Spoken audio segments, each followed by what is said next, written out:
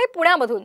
पुण्यामध्ये पोलीस भरतीला विरोध होतोय। सलग दुसऱ्या दिवशी पोलीस भरती करणाऱ्या उमेदवारांचं जिल्हाधिकारी कार्यालयासमोर आंदोलन सुरू आहे।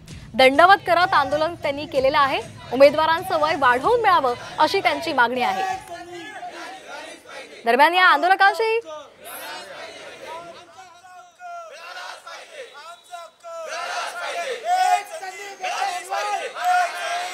तर आपण ही दृश्य पाहतोय। पुण्यामध्ये दंडवत आंदोलन सध्या सुरू आहे। पोलीस भरतीला सलग दुसऱ्या दिवशी विरोध होतोय। दरम्यान याचा आढावा घेतला आमचे प्रतिनिधी सागर आव्हाड यांनी। पोलीस भरती करणाऱ्या उमेदवारांनी आता आंदोलनाला सुरुवात केली आहे। पुण्यातील जिल्हाधिकारी कार्यालयासमोर दंडवत आंदोलन सुरू आहे।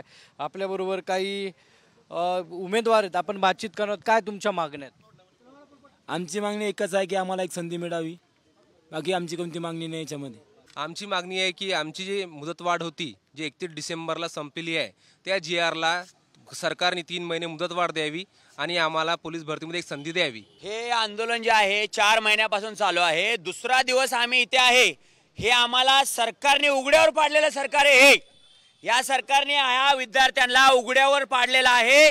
आम्ही या सरकारला उघड्यावर पाडल्याशिवाय सोडणार नाही, हे आम्ही त्यांना आश्वस्त करतो। कारण या सरकारने या विद्यार्थ्यांना उघड्यावर पाडलेलं आहे। सरकारने याची दखल घेतली पाहिजे लवकरात लवकर।